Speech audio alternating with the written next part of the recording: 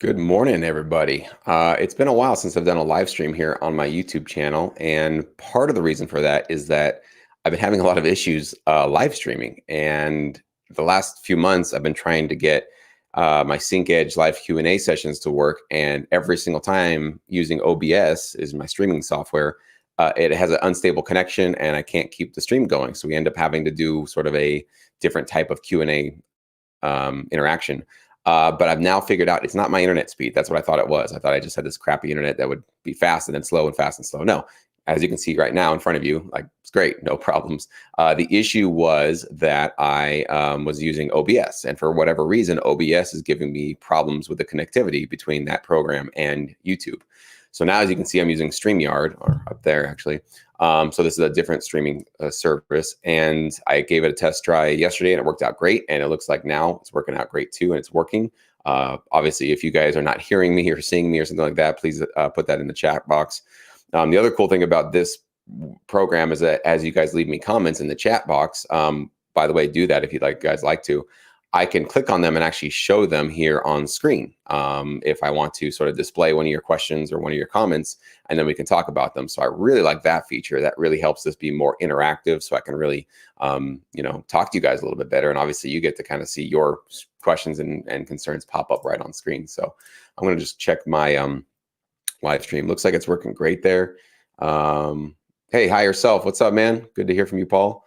You're walking the dog right on. I'm usually doing that at this time. But I wanted to do a live video today. So the topic at hand, though, since I can see that it's all working, is about the slowdown weeks that are basically upon us right now in sync licensing. It's now, December 14th. So I get this question a lot, and definitely it's popped up a few times in Sync Academy in the last couple of days. So I figured, I might as well make a video that's just dedicated to this topic. Is it a good idea at this point to start to pitch to libraries, basically towards the end of the year?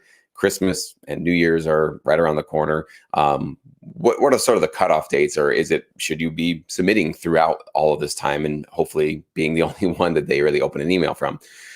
In my experience, the industry basically shuts down for the last 2 weeks of December. And so right now we're right on the cusp of that. Like we basically got a couple of days and then we're at the last 2 weeks essentially. So I think at this point, I would not submit a track or an album. I would not pitch to a new library right now and expect probably much of a response. Think about yourself at your jobs and what you do. Most people right now they're pretty much already in vacation mode, right? They're probably maybe in their office, but they're already thinking about travel plans or family coming or buying presents for the kids or just taking some time off of work or whatever it is. They're just one foot out the door pretty much. They're mentally sometimes really, really checked out right now. And so sometimes they might not be very, very excited to bring on a new writer, a new producer, and try that kind of stuff. I actually right now, before we get too far into this, I actually want to try a couple of, I'm going to show this. So, all right, Knight Rider. There you go. Cool, man. Glad to see that that's there. And then I can sort of take that off when I want to take it off. So I like that. That's cool. That's a cool feature. So if you guys have any questions or whatever, go ahead and pop them in the chat. I'll hang out for just a little bit today. Not too long, but if you guys have some questions or something that's been bothering you, I'll be happy to answer. But back to the topic. So I do think that right now is probably just not a good time to pitch your album to a new library. If you're already working with a library, interact with them and email them and do whatever they feel is necessary. I've done some really big campaigns in December. I don't know if I've really done it towards the end of December, but definitely in the mid or the beginning parts of December, I've done some big commercials. I've done some big projects. So if you're already working with a library, just keep submitting and keep working with them. But I'm only referring to those of you that want to maybe pitch to a new library for the first time, or you want to submit to a second library in addition to the one you're already working with. I think right now at this point, December 14th, it's best to probably just wait until the 1st, 2nd, 3rd of January. Well, not the 1st because that's a holiday, but basically 2nd, 3rd, 4th. Wait until people are kind of back into the office and the holidays are sort of out of their system, and that sort of New Year's excitement is in the air, right? You feel that sort of thing in the first couple of weeks of January where people are they feel like a new beginning, a fresh start. I'm going to have to say that I think that feeling is going to be on steroids for 2021, just because of how crazy and disruptive 2020 was, that I think a lot of people are going to want to pretend that the last year didn't even exist. It didn't happen. So they're going to be excited and super, super excited. about this brand new year coming forward. So you might find that people are more willing to work and bring you on board as a new writer in the early part of January. So at this point, I would basically just pause, hang tight, create new tracks. That's what you can always be doing. Obviously, always building up your catalog, but probably hold off and wait to submit until the first parts of January. So, all right, we got a couple of questions here. When is the best time to submit to libraries? In January 2021? As I just said, man, maybe we had a little lag there. It would be basically the second, third, or fourth, essentially, whenever. I don't know what the dates look like for the calendar. Maybe I can look that up right now. It looks like, yeah, the first is on a Friday, and then Saturday is second and third. So I'd wait till that fourth. The January 4th would be the Monday that basically everybody would be back from vacation, back from New Year's. All the hangovers are worked out. And so everybody's kind of back to wanting to work really hard. So that would be the first day from now that I would say would be the right time to pitch, which is good for a lot of you guys because you might need some time to finish up your album, or you feel like, and that could be a great way for those of you that need a deadline to get an album done. That could be a really good excuse for you to actually go get your album done. So you're 7 tracks into your 12 tracks or 7 into 10, whatever you're going to do for your album. There's your deadline. January 3rd basically should be your deadline to have everything done, have your website ready to go, have it in a sort of a very professional presentation. And then January 4th, submit that email that you've already composed and you've already known, who you're going to be pitching to. So that's certainly a great use of this time, especially if you're going to have some downtime. I mean, I know that with COVID, some people are going to be able to see their families, make that choice. Other people are not. So, it's up to you basically how much time and how much free time you have right now. But if you are one of those people that you aren't going to be seeing your family, that much this Christmas or this New Year's, that's going to be sad. It's going to be a bummer, but maybe you can sort of make some lemonade out of those lemons and squeeze out a couple more extra tracks because you'll have some extra free time, right? All right. Ian's asking, how often do songs get synced? It's all over the place, Ian. So sometimes it can be, there's a couple of different ways to answer that question. So I tend to think of it in terms of how many placements I get per quarter, right? So mine are in the thousands at this point. My royalty checks just basically are tons and tons and tons of pages. But each one of those tracks can be placed multiple times. Let's say your one track that got placed on, let's say, an NFL network program or something like that, can air multiple times. Each one of those is its own unique placement that you're going to be getting paid for. So it's pretty much all over the place. But once you have a large catalog of tracks that you've been putting out into the system, that you've been partnering with high quality libraries, pretty much every week you should be getting new placements because that's how you're stacking up so many placements on your royalty check as it comes in. One thing you can do is use a TuneSat account, TUNESAT.com. For their free version, you can only upload 50 tracks, but hey, 50 is better than nothing if you're getting started. And for the tracks you get accepted by a library, you can upload those same tracks to your TuneSat account, and it'll detect not every single network and every single program, but it does detect a lot of TV placements. And so it'll actually show up and pop up like, hey, here's a placement you got, here's a placement you got. So you can actually see yourself how often you're getting those placements, how often they show up. So that's just more of a sort of really encouraging tool to use so that like, hey, something I'm doing is working. I'm actually getting these placements and they're coming through. So I think that's kind of a really cool tool to use. So check that out for sure. All right, Forever Mona. Is all dance music acceptable? Tech house, soulful house, music from like Tracksource. I'm not familiar with Tracksource, but I will say that most dance music certainly can find a place in this industry. I would probably stay away from, and this is a mistake that I made, and that's why I know it's a mistake.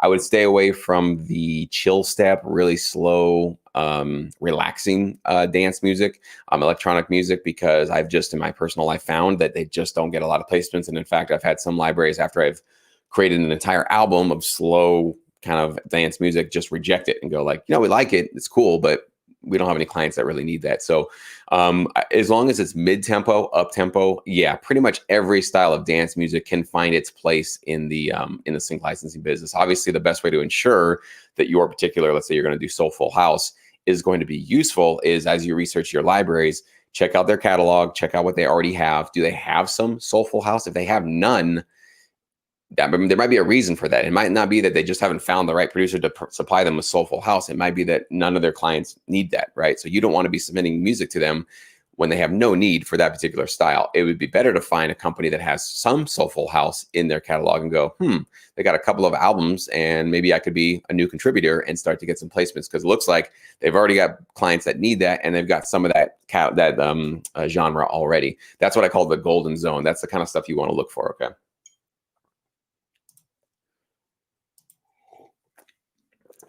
Ian's asking, with lo-fi or R&B work?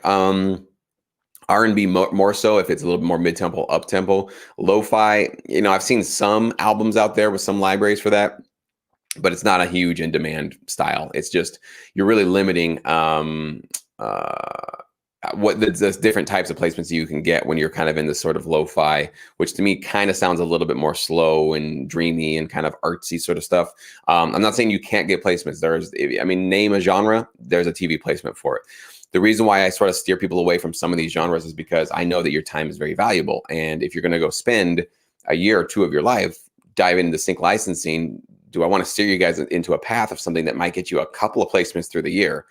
I just don't think that's a smart move for me as an educator. And I don't think that would be honest of me to just say, yeah, any genre is great, whatever you want. Some people say that, and I think that's dishonest, because yeah, everything could get a placement. But do you really want to be sitting there with 100 tracks you produce and you got 2 placements to show for it? And it's not that your music wasn't great. It's just that the style that you had wasn't a huge in-demand thing. There's just not a lot of people that are looking for that music. So I'm trying to basically just steer you guys in the most profitable path that I possibly can, because I know that your time and your money is valuable, right? And you don't want to be spending a lot of time going down paths and just thinking like, well, it's just what I want to do, so let's just go for it. And then finding out 2 years later, it was not the right path. And so that's why I always, it's nothing against these genres. Some people think I don't like, lo-fi, or I don't like some of these no, like I obviously, I love that kind of stuff. And it was a little bit of a shift for me to have to get away from it producing and go into more of a service mindset, and like, well, what do these people need? It's a little bit of a turnaround you have to kind of do mentally. But once you can do it, you'll set yourself free from that sort of stumbling block and go in a much more profitable direction. So, all right. Higher Self also says, lo-fi doesn't land many placements compared to my upbeat in my experience. Yeah, so same with me. And Paul, you've been at it for a while here, so I would take his opinion very seriously there.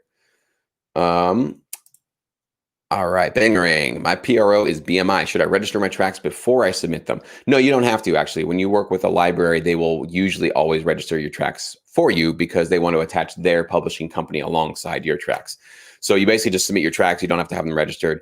What you do need to do, though, is double check. Maybe let's say a month or so after they accept your tracks, go to your PRO account. In this case, for you, it'd be BMI, and just make sure those tracks do actually show up with you as the writer, because you wouldn't, you'd be surprised, but so many errors can happen on that registration process. Sometimes your name is misspelled, your IPI number was wrong, and other people are credited as the writer, or maybe there's now a new co-writer showing up with you, and it's like, I didn't co-write these songs. Who is this person on my registrations, right?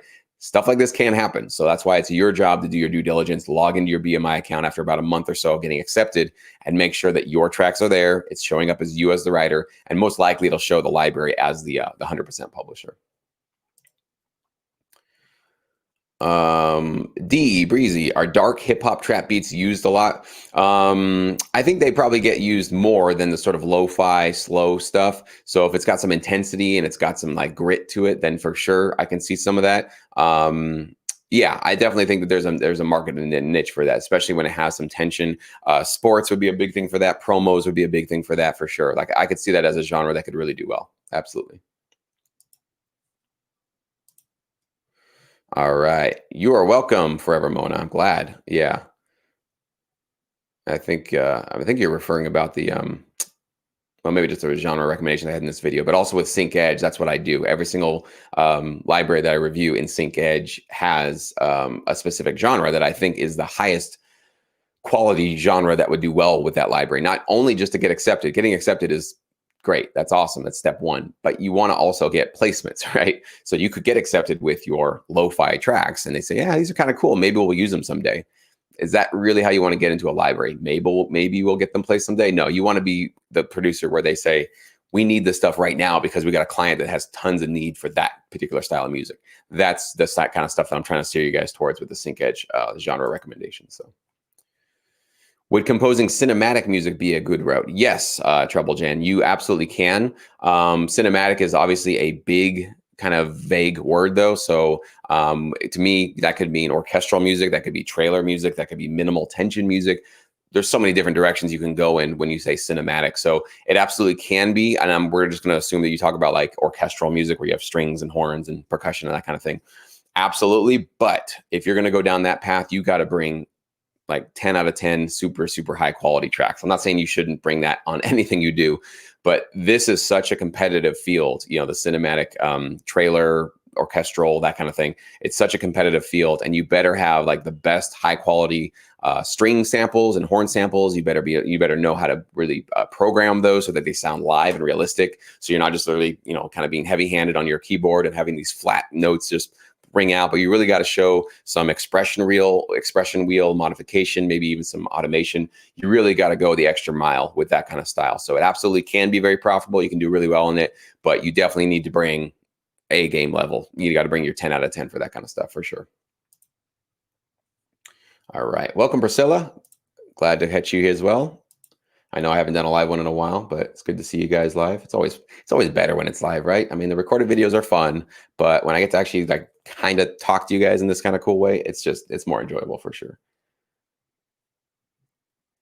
All right. Jay Jesse, do you recall the name of your past video where you discussed having a producer name versus your real name and what is better to use? Yeah, I think that was called, if you just type in on my channel, Songwriters Sync Licensing, something like that, because it was a video that I made specifically for artists, songwriters, and sort of public facing producers. So I think you just type in songwriter in my channel, you know, videos. I think you'll be able to find it that way. Really, really good video for sure. I send that video out to probably 3 people every single week. I always get like an email from somebody who's like, you know, they're kind of they've got, let's say, a TuneCore or a disco, what is a disco kid? Or distro kid, they got music out there in the public. So they're trying to learn, how do I get into sync licensing? And they have all those kind of very common questions. That is the tutorial that I always send people to. So definitely check that one out. All right. Katrina, do you think composing video game music would be a good idea? I personally have not gotten into composing video game music, and one of the main reasons is that there are no back-end royalties associated with them. You can definitely earn some nice upfront consideration, or sync fees rather. That can be, you know, a couple of grand. That can be bigger for maybe A-list games. But I personally just like to have passive income. So I personally have not been looking for those kind of opportunities. So I know some producers do well with them, but just know that if you take that route, if you really try to dive into that, just know that it's really more of that sort of hustle game where if you're composing a lot for video games, you can see a lot of income. But if there's a season where there's not much going on, there's no video games that need your music, nothing. You'll have zero coming in, right? So in those times, that's when I really thank God I have a BMI royalty check coming, right, in the next couple of weeks or next couple of months. So that's why for me, I don't think it's a sort of 100% focus that I would go for. If you want to do it, I would do it like in addition to maybe still going for your TV placements, mostly just because of those passive back-end royalties. If you don't think you're going to have slow times in your career, you're wrong. There's definitely going to be slow times in your carear, because I've had slow times. Everybody I know have these little dry spells where like it might be a couple of months, it could be 6 months. There's just not much coming through your door, not much coming through your email. So hopefully you have something you're building up on the side of these like short-term, aggressive income gigs, essentially, right? All right, Mike the Bench Dweller. What are examples of libraries out there that we can submit our music to, or where should we go to get started? There's 2 ways that there's 3 ways essentially you can find these out. Number 1 is you can do your own research. So you can go to Google and just type in music library directory. Actually, you'd probably find my directory, but you could type in production music library. You could type in TV film music library, production music library, all those kind of keywords, and try to find them on your own. Do your own research and see who you want to submit to. I have a couple of products that can save you all that time, because even if you do that Google search, you will not find a lot of companies. You'll find some, but not all of them are great at putting SEO out there to get their websites discoverable by a Google search. So I do have a music library directory. I think the links will be in the description box of this video. You can get that if you'd like to. That one has over 300 companies with all their, websites, email addresses, phone numbers, all that kind of stuff. You do need to kind of do your own research with that product, though. You need to obviously, save you the time of researching all these companies and being able to find all of them at one place, right, instantly. But you do need to go through all of them and find which one is right for me and my music, right? The second product that I have that's really been useful for a lot of producers getting their first contract is called Sync Edge. And that's where I give you my personal recommendations and I give you sort of an insight review video of the library and their catalog and the kind of music that they have and the kind of clients that they place and that they work with. And so you basically don't have to do that research at all. Essentially, I am doing all the research for you, showing you, if you wanted to work with this library, here's who they service, here's what their music sounds like, and here's a sort of little golden zone of opportunity. Here's the style that I think would really work well for them. And I think all those links are down below. So those are basically how you can find those companies. All right. Marthy, hello. What are we talking about? Anything you guys want to. You guys can ask me any questions you like. I'm going to hang out for maybe another 5 or 10 minutes. But yeah, ask any questions you like. Put it in the chat box and I can see it here. So there you go. Chris is also saying that PRS has a list of recommended libraries on their site. So you can go to PRS's website, check them out as well. But again, just be wise that just because there's a library listed, does that mean that that library is right for you?